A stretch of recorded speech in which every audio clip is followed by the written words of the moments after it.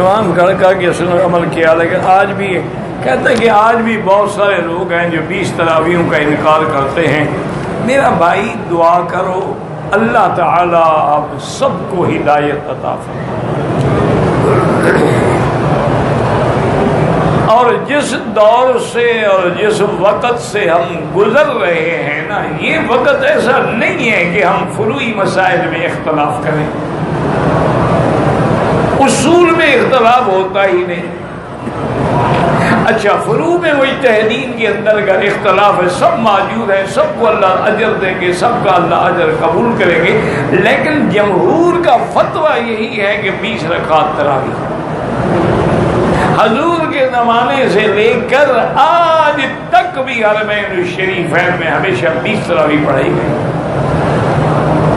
اس میں نہ کوئی شبہ ہے، نہ اس میں کوئی انکار ہے۔ اس پہ الحمدللہ یہاں کے بڑے بڑے علماء نے باقاعدہ کتابیں لکھی ہیں جن نے ثابت کیا ہے کہ حرمین الشریفین میں کبھی 8 رکعتیں نہیں پڑھی۔ باقی جو پڑھتے ہیں ان پہ بھی اعتراض نہ کرو، اللہ تعالیٰ ان کے بھی قبول فرمائے۔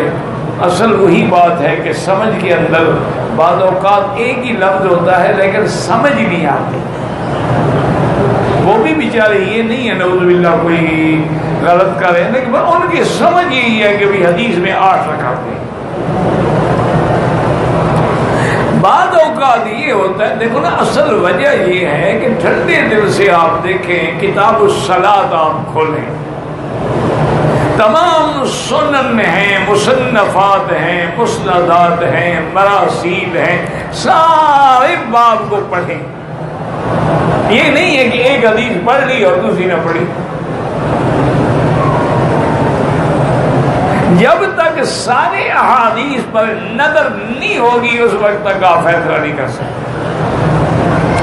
اس لیے ہم مثلا امام ابو حنیفہ، امام شافعی، امام مالک، امام احمد حنبل رحمۃ اللہ علیہم ان کو ترجیح کیوں دیتے ہیں کہ ایک تو ان کا زمانہ حضور کے قریب ہے، دوسرا ان کی دیانت، امانت اور تقوی جو ہے وہ ضرب المثل ہے، اور تیسرا یہ ہے کہ جتنا وہ دین کو سمجھنے والے ہیں اتنے ہم نہیں۔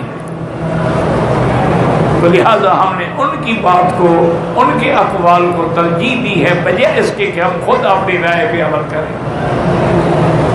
اصل مسئلہ جو ہے نا جی وہ یہ ہے بڑا کہ لفظ تھا قیام اللیل، تو قیام اللیل میں تراویح بھی، تہجد بھی، وتر بھی، یہ سب قیام اللیل آیا ہے کتابوں میں۔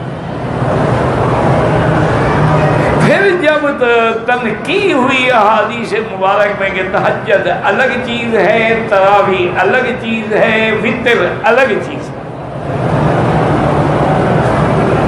مثلاً ایک حدیث پاک میں ہے بی بی عائشہ صدیقہ رضی اللہ عنہا سے پوچھا گیا کہ سرکار دو عالم کی کتنی رکعتیں، چونکہ گھر کی بات کتنی رکعتیں نماز پڑھتے تھے، تو آپ نے فرمایا کان یصلی 7 رکعات اربعا فلا تسأل عن حسنہن وطولہن۔ حضور 8 رکعت پڑھتے تھے بیٹا، لیکن 4 رکعت پڑھ کر کے پڑھتے تھے۔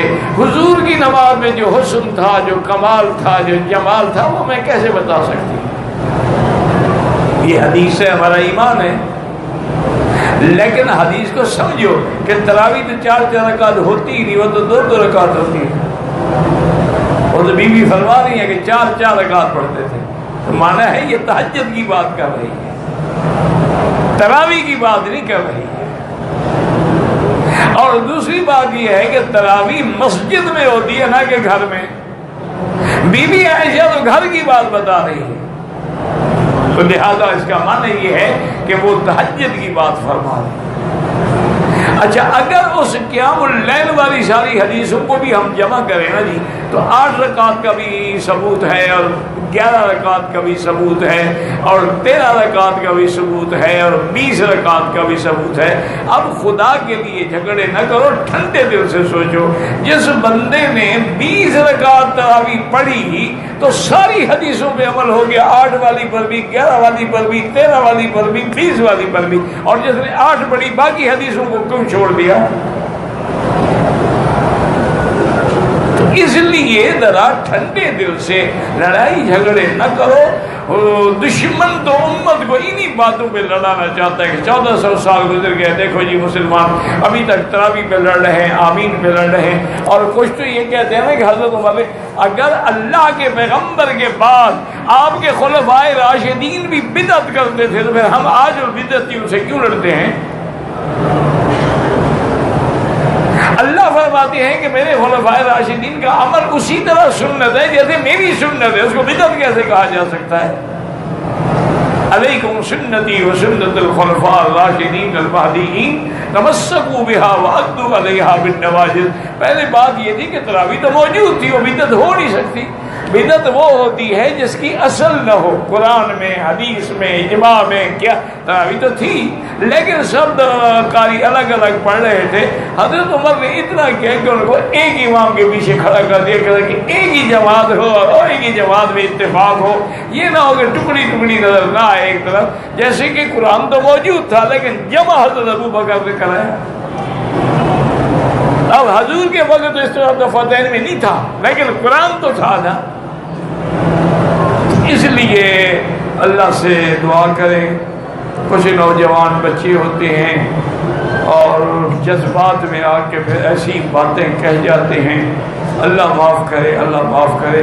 جو کسی عام عالم کے بارے میں بھی کہنے سے ڈر لگتا ہے چل جائے کہ صحابہ پر آپ بھی اعتراض کریں، اور خاص طور پہ حضرت عمر پر یا حضرت عثمان پر.